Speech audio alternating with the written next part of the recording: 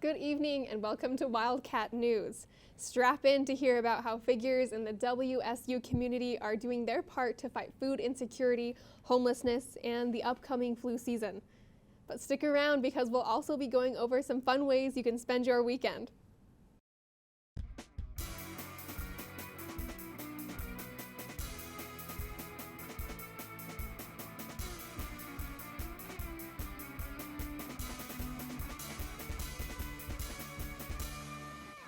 First, in breaking news, campus news, Adrian Andrews, Weber State University's Vice President of Equity, Diversity, and Inclusion, has resigned from her position as of October 2nd, 2023.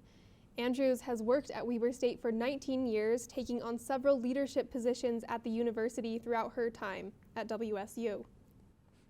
Doing its part in the fight against food insecurity at Weber State University, the Eccles Art Center is holding an Empty Bowls event on October 14th.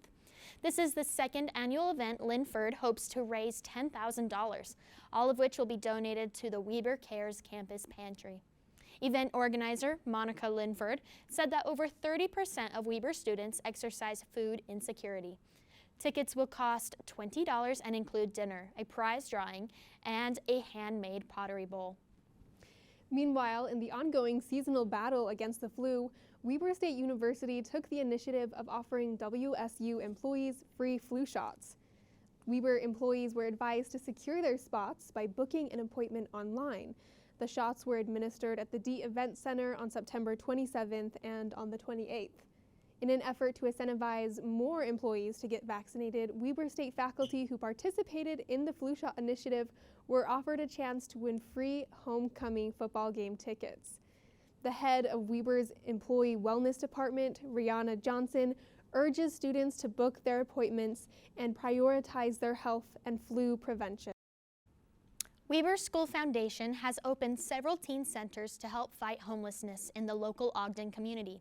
Emily Euler, the Weber School Foundation director, says an estimated 1,600 families in Ogden identify as homeless. From 7 a.m. to 3 p.m., students can come into the Teen Center and inquire about resources they need.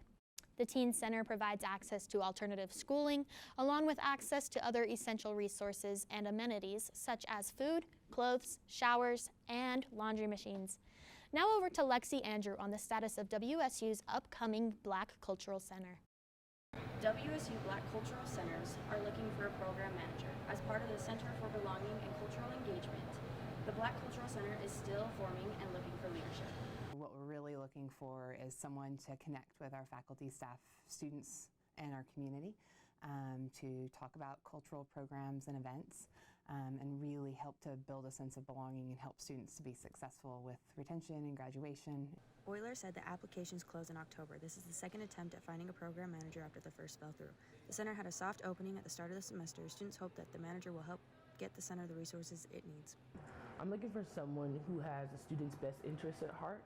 I'm looking for someone who knows how to be equitable and someone who is unapologetically Black, someone who isn't going to try to get along just to get along or, go along to get along, and someone who will stand up for us. The history of Black students at Weber State University has not been pretty, and not many of our faculty and staff have stood up for us. The students have decorated the space themselves. They moved the furniture around, stocked the snack room, and put up the small number of decorations. Hughes said that she hopes that the Black Cultural Center will be prioritized more. She hopes that the new program manager will fight for them. I'm Lexi Andrew from Weber State University, Ogden. Thank you, Lexi. It's great to hear that the Black Cultural Center is open. In other news, a swastika was found carved into a table at the Shepherd Union last week. Reporter Kennedy Camarina has that story. Kennedy? On September 27th, Weber State University students were informed of a swastika symbol that was scratched into a table located in the Shepherd Union building on WSU's Ogden campus. The news came in the form of an email explaining how a student found the symbol on September 25th. The first thing I thought was we need to act on it quick, but at the same time, it hurts anytime something like that happens, because even though we're a public institution and we know things like this happen, that doesn't mean that you ever get accustomed to it. The email sent out to students also stated how the swastika symbol was found on Yom Kippur, a holy day for people who practice Judaism. It's obviously inappropriate. I feel like with just a large student body, you're going to get people that are immature here. I think that's with anywhere. I could see it just being a joke, but again, that's very inappropriate. The students at WSU want people to know the incident does not reflect the student body as a whole. The majority of students at Weber State are, good students, and we care about each other, and we're inclusive of everybody. So that doesn't at all reflect anyone here. WSU police have been notified of the incident and have filed a vandalism report as well as opened an investigation. Currently, the perpetrator has not been identified. This is Kennedy Camarina reporting from Weber State University, Ogden. That's the rest of the semester. In more local news, NBC Premier League analyst Tim Howard was the keynote speaker at the Celebrate Neurodiversity Conference on September 29th. He was diagnosed with Tourette syndrome as a child and continues to hold the record for the most saves by any goalkeeper in World Cup history. Because of his story, Weber State University's Diversity and Inclusion team invited him to this event. To 12:30 p.m. Booths associated with the conference were lined up in front of the entrance. When the conference began, Howard was questioned with steps on how to destigmatize. For me is the beginning of that. It's the first step of any type of journey when it comes into destigmatizing disabilities. The ability to understand who you're talking to, understand their struggle, their journey, that's a starting point for any conversation. Many people came to learn about inclusion and diversity. The event's goal was to think, learn, and understand everyone in our society.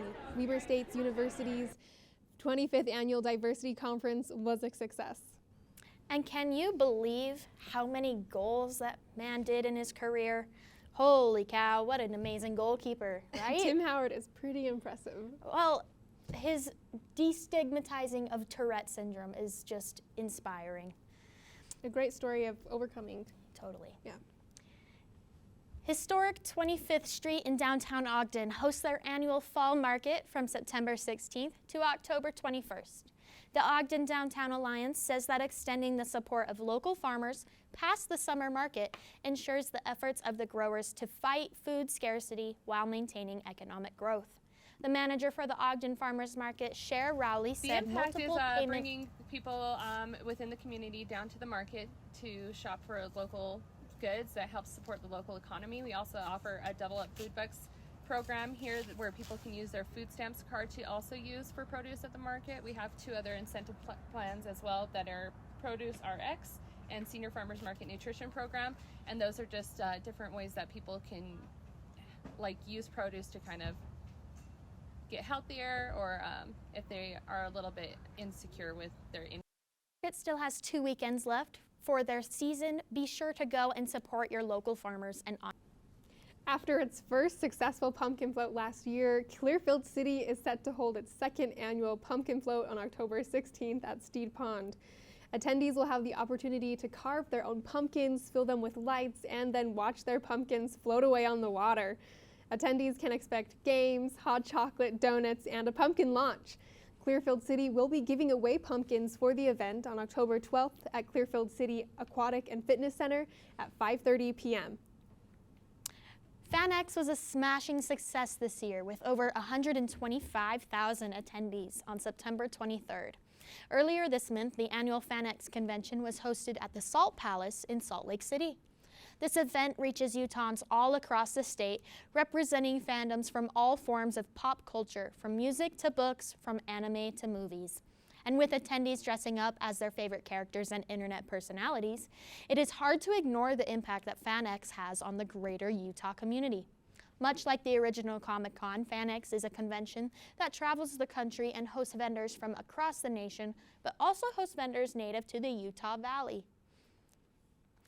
I ended up going to FanX, spent way too much money. It's good for the economy. It is good for the economy. That was 2 weekends ago. What are you doing this weekend? I think I'm going to check out the fall colors in the mountains. Beautiful. I highly support that. Well, this is Wildcat News at Weber State. I'm Gretel Monjar. And I'm Hannah Moore. We'll see you next time.